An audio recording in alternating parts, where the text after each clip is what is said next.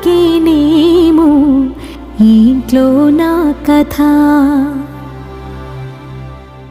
అంతేనేమో అంతేనేమో అంతులేని వేదనేమో ఆడపిల్లను కదా. మళ్ళీ తిరిగి అడుగేసేది వచ్చిపోయే చుట్టూలానే.